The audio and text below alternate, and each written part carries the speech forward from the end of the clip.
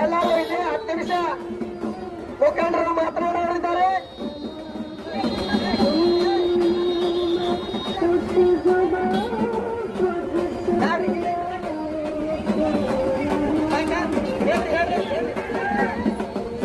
ಎಲ್ಲ ಕಾರ್ಯಕರ್ತ ಬಂಧುಗಳು ಈ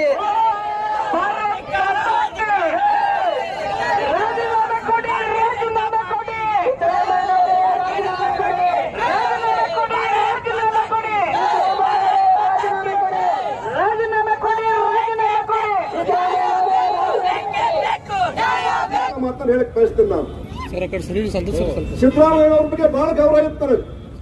ಅವರು ಜನತಾ ಪಕ್ಷದಾಗಿದ್ರು. ಅವರು ರಾಮಕೃಷ್ಣ ಹೆಗಡೆ ಅವರು, ದೇವೇಗೌಡರು, ಬೊಮ್ಮಾಯಿ ಅವರು, ಜಯೇಶ್ ಪಟೇಲ್ ಅಂತ ಮಹನೀಯರ ನಾಯಕತ್ವದಲ್ಲಿ ರಾಜಕೀಯ ಜೀವನವನ್ನು ಪ್ರಾರಂಭ ಮಾಡಿರ್ತಕ್ಕಂಥ ಸಿದ್ದರಾಮಯ್ಯನವರು ಇವತ್ತು ಕಾಂಗ್ರೆಸ್ಗೆ ಹೋಗಿ ಕರ್ನಾಟಕದ ಮುಖ್ಯಮಂತ್ರಿ ಆದ ಮೇಲೆ ಆ ಮೌಲ್ಯ ಅಂತಕ್ಕಂಥ ವಿಷಯಕ್ಕೆ ಅಪಮಾನ ಮಾಡಿ ಭ್ರಷ್ಟಾಚಾರ ಮಾಡಿರ್ತಕ್ಕಂಥದ್ದು ನಮ್ಮಂತ ನಾಯಕರಿಗಷ್ಟೇ ಅಲ್ಲ, ಮಾಧ್ಯಮಗಳ ಮುಖಾಂತರವಾಗಿ ಸಣ್ಣ ಬಾಲಕರಿಗೆ ಕೂಡ ಇವತ್ತು ಮನೆ ಮಾತಾಗಿರ್ತಕ್ಕಂಥದ್ದು ಸಿದ್ದರಾಮಯ್ಯ ತಪ್ಪು ಮಾಡಿದ್ದಾರೆ ಅಂತಕ್ಕಂಥ ಮಾತನ್ನು ನಾವು ಹೇಳಕತ್ತೀವಿ. ಬಿಜೆಪಿ ಅವರು ಕರ್ನಾಟಕದ ಎಲ್ಲಾ ಜನ ಯಾರು ನಿಮ್ಗೆ ವೋಟ್ ಹಾಕ್ಯಾರಲ್ಲ ಅವ್ರ ಗಣಾಟಂದ್ರವಾಗಿ ಹೇಳುವಂತ ಸಮಯ ಬಂದಂತ ಸಂದರ್ಭದಲ್ಲೂ ಕೂಡ ಆ ಕುರ್ಚಿಗೆ ಅಂಟ್ಕೊಂಡು ರಾಮಕೃಷ್ಣ ಹೆಗಡೆ ಅವರು ಕೇವಲ ಒಂದು ಫೋನ್ ಕದ್ದಾಲಿಕೆ ಆರೋಪ ಬಂದಾಗ 83ನೇ ಇಸ್ವಿಯೊಳಗೆ ಆರೋಪ ಏನು ಸಂಬಂಧ ಇಲ್ಲ. ವಿರೋಧ ಪಕ್ಷದ ನಾಯಕರು ಫೋನ್ ಕದ್ದು ಕೇಳಿರಿ ಅಂತಕ್ಕಂಥ ಆರೋಪ ವಿರೋಧ ಪಕ್ಷದವರು ಮಾಡಿದಾಗ ತಕ್ಷಣ ಮುಖ್ಯಮಂತ್ರಿ ಸ್ಥಾನಕ್ಕೆ ರಾಜೀನಾಮೆ ಕೊಟ್ಟಿರ್ತಕ್ಕಂಥ ದಿವಂಗತ ರಾಮಕೃಷ್ಣ ಹೆಗಡೆ ಅವರ ನಾಯಕತ್ವ ಇಲ್ಲಿ ಅವ್ರ ಗರಡಿಯಲ್ಲಿ ಬೆಳೆದಿರ್ತಕ್ಕಂಥ ಸಿದ್ದರಾಮಯ್ಯ ಅವರಿಗೆ ನಿಮ್ಗೆ ಏನಾಗಿದೆ ಅಂತಕ್ಕಂಥ ಪ್ರಶ್ನೆಯಲ್ಲಿ ಸಾರ್ವಜನಿಕ ಕೇಳಕ್ ಬಯಸ್ತೀನಿ ನಾನು. ನಿಮ್ಮಲ್ಲಿ ಕಾಂಗ್ರೆಸ್ ಆಗ್ತಿಲ್ಲ, ಕುರ್ಚಿ ಸಲ ಹೋಗಿರಿ ನೀವು ಅಲ್ಲಿ ಕಾಂಗ್ರೆಸ್ ಹೆಚ್ಚು ಭ್ರಷ್ಟಾಚಾರ ಮಾಡಕತ್ತೀರಿ ನೀವು. ಹಂಗ ಒಂದು ಹಲ್ಲಿ ಯಾವ ಬಣ್ಣದ ಗೋಡಿ ಮ್ಯಾಗ ಇರ್ತೈತಿ, ಆ ಗೋಡಿಗೆ ಯಾವ ಬಣ್ಣ ಇರ್ತೈತಿ ಆ ಹಲ್ಲಿಗೆ ಯಾವ ಬಣ್ಣ ಬರ್ತೈತಿ ನೋಡ್ರಿ. ಮನ್ಯಾಗ ಬಿಳಿ ಬಣ್ಣ ಇದ್ರೆ ಹಲ್ಲಿ ಬಿಳಿ ಇರ್ತೈತಿ, ಕೆಂಪು ಬಣ್ಣ ಇದ್ರೆ ಹಲ್ಲಿ ಕೆಂಪು ಬಣ್ಣ ಆಕೈತಿ, ನೀಲಿ ಬಣ್ಣ ಇದ್ರೆ ಗೋಡಿಗೆ ನೀಲಿ ಬಣ್ಣ ಆಕೈತಿ. ಏನು ಕಾಂಗ್ರೆಸ್ ಗಾಡಿ ಒಳಗೆ ಹೋಗಿರಿ ನೀವು ಪೂರ್ಣ ಹಿಂದೆ ಕಾಂಗ್ರೆಸ್ ಹುಟ್ಟಿರ್ತಕ್ಕಂಥ ಸಂದರ್ಭ ಹಿಡ್ಕೊಂಡು ಕೇಂದ್ರ ರಾಜ್ಯದಲ್ಲಿ ಏನು ದೊಡ್ಡ ದೊಡ್ಡ ಭ್ರಷ್ಟಾಚಾರ ಮಾಡಿದಾರ. ಎಲ್ಲಂದಲ್ಲಿ ಬೀದಿ ಬೀದಿಯಲ್ಲಿ ರಾಜ್ಯಪಾಲರ ಫೋಟೋಗಳಿಗೆ ಚಪ್ಪಲಿಯಲ್ಲಿ ಹೊಡಿತಕ್ಕಂಥ ಕಾರ್ಯದಲ್ಲಿ ಕಾಂಗ್ರೆಸ್ನ ಮುಖಂಡರು ಮುಂದೆ ನಿಂತು ಹೊಡಿಸುವುದು. ಸ್ವಾಮಿ, ಕಾಂಗ್ರೆಸ್ನ ನಾಯಕರಿಗೆ ನೀವು ಸಂವಿಧಾನಕ್ಕೆ ಕೊಡ್ತಕ್ಕಂಥ ಗೌರವ ಇದೇನಾ? ಜೊತೆಗೆ ಯಾರು ಪ್ರಮಾಣ ವಚನ ಸ್ವೀಕಾರ ಮಾಡಿ ರಾಜ್ಯದಲ್ಲಿ ಮಂತ್ರಿಗಳಾಗಿದ್ದೀರಿ, ಕೃಷ್ಣ ಬೈರೇಗೌಡನಂತ ಕಂದಾಯ ಸಚಿವರು ರಾಜ್ಯಪಾಲರಿಗೆ ನಾಲಾಯಕ ರಾಜ್ಯಪಾಲನಂತನ್ನುವಂತ ಪದ ಪ್ರಯೋಗ ಮಾಡುತ್ತದೆ.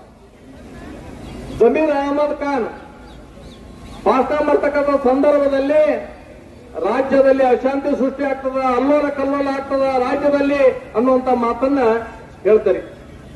ಐವಾನ್ ಡಿಸೋಜಾ ಒಬ್ಬ ವಿಧಾನ ಪರಿಷತ್ತಿನ ಸದಸ್ಯ, ಬಾಂಗ್ಲಾದೇಶದಲ್ಲಿ ಬಂದಂತ ಪರಿಸ್ಥಿತಿ ಇಲ್ಲಿ ಬರ್ತದ, ರಾಜ್ಯಪಾಲರಿಗೆ ಒದ್ದು ಓಡಿಸಬೇಕನ್ನುವಂತ ಮಾತನ್ನ ಭಾಷಣದಲ್ಲಿ ಮಾತಾಡ್ತಾ ಇದ್ರಿ.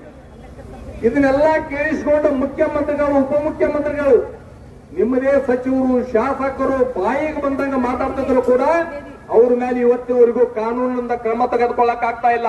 ಯಾಕೆ ಅವ್ರ ಮೇಲೆ ಕಾನೂನು ಮೇಲೆ ಕ್ರಮ ತಗೋತಾ ಇಲ್ಲ? ಯಾಕೆ ಅವ್ರ ಮೇಲೆ ಕೇಸ್ ಆಗ್ತಾ ಇಲ್ಲ? ಇದು ನಿಮ್ಮ ನಡೆ ದಲಿತರ ವಿರೋಧಿ ನಡೆ ಅನ್ನುವಂಥದ್ದನ್ನ ಎದ್ದು ತೋರಿಸ್ತಾ ಇದೆ. ಯಾಕೆಂದ್ರೆ ರಾಜ್ಯಪಾಲರು ಇವತ್ತ ದಲಿತ ಅನ್ನುವಂತ ಕಾರಣಕ್ಕೆ ಇವತ್ತು ರಾಜ್ಯದಲ್ಲಿ ಹಿಗ್ಗಾಮುಗ್ಗ ವಾಚಾಂ ಗೋಚರವಾಗಿ ಅವ್ರ ಬಗ್ಗೆ ಮಾತಾಡ್ತಕ್ಕಂಥದ್ದು. ರಾಜ್ಯದಲ್ಲಿ ಆಡಳಿತಕ್ಕೆ ಬಂದಂತ ಸಂದರ್ಭದಲ್ಲಿ ಸಿದ್ದರಾಮಯ್ಯನವ್ರು ಹೇಳ್ತಿದ್ರಿ, ಅಹಿಂದ ನಾವು ದಲಿತರು ಅನ್ನುವಂತ ಮಾತನ್ನ ಹೇಳ್ತಾ ಇದ್ರಿ. ಅಧಿಕಾರಕ್ಕೆ ಬಂದ ಮೇಲೆ ದಲಿತರನ್ನ ಯಾವ ರೀತಿ ನಡೆಸ್ಕೊಂಡಿರ್ತಾರೆ ಅನ್ನುವಂಥದ್ದಕ್ಕ ಬಂದ ತಕ್ಷಣವೇ SCP TSP ಯೋಜನೆಯೊಳಗಿರ್ತಕ್ಕಂಥ 25,000 ಕೋಟಿ ಹಣವನ್ನ ಲೂಟಿ ಮಾಡಿದ್ರಿ. ಬೇರೆ ಬೇರೆ ಯೋಜನೆಗಳ ಬಳಕೆ ಮಾಡಿದ್ರಿ, ಕೊಳ್ಳೆ ಹೊಡೆದ್ರಿ. ಇವತ್ತು ವಾಲ್ಮೀಕಿ ಹಗರಣ ಸುಮಾರು 187 ಕೋಟಿ ಹಣವನ್ನು ತೆಗೆದುಕೊಂಡು ಬೇರೆ ಬೇರೆ ನಕಲಿ ಖಾತೆಗಳಿಗೆ ಜಮಾ ಮಾಡಿ ರಾಜ್ಯದ ಬೊಕ್ಕಸದಲ್ಲಿರ್ತಕ್ಕಂಥ ಹಣ, ಈ ರಾಜ್ಯದ ನಾಗರಿಕರ ಹಣವನ್ನ ಲೂಟಿ ಮಾಡಿದ್ರಿ. ಇವತ್ತು ಮೂಡಾದಲ್ಲಿ ನಡೆದಿರ್ತಕ್ಕಂಥದ್ದು ಬಹಳ ದೊಡ್ಡ ಹಗರಣ. ಕೇವಲ ಮುಖ್ಯಮಂತ್ರಿಗಳು ಮಾತ್ರ ಅಲ್ಲ, ಮುಖ್ಯಮಂತ್ರಿಗಳು ನೀವು ಅದಿರಿ, ಜೊತೆಗೆ ಸುಮಾರು 4 ರಿಂದ 5 ಸಾವಿರ ಕೋಟಿವರೆಗೆ ಮೂಡಾದಲ್ಲಿ ಹಗರಣ ಆಗಿದೆ. ಇವತ್ತು ಸರ್ಕಾರದ ಆಸ್ತಿಯನ್ನ ಬೇಕಾಬಿಟ್ಟಿಯಾಗಿ ಒಬ್ಬೊಬ್ಬ ವ್ಯಕ್ತಿಗಳಿಗೆ 70-80 ಸೈಟ್ಗಳನ್ನ ಹಂಚಿಕೆ ಮಾಡತಕ್ಕಂಥದ್ದು ಇವತ್ತು ದಾಖಲೆಗಳು ತೋರಿಸ್ತಾ ಇದ್ದೇವೆ. ಇಷ್ಟಕ್ಕೂ ಕೂಡ ಮುಖ್ಯಮಂತ್ರಿಗಳು ಸಿದ್ದರಾಮಯ್ಯನವರು ನಂದೇನೂ ಇಲ್ಲ, ನಾನು ಇಲ್ಲೇ ಕೊಡು ಅಂತ ಕೇಳಿದ್ದ ಅಂತಂದ್ರ ಮಾತು ಹೇಳ್ತಿದ್ರಿ. ನಿನ್ನೆ ನೀವು ಮೂಡಾಕ್ಕೆ ಪಾರ್ವತಿ ಅಮ್ಮನವರು ಬರ್ತಿರ್ತಕ್ಕಂಥ ಪತ್ರ ನಿನ್ನೆ ದೃಶ್ಯ ಮಾಧ್ಯಮದಲ್ಲಿ ಎಲ್ಲ ಕಡೆ ಇವತ್ತು ನಮಗೆ ತೋರಿಸಿದಾರ.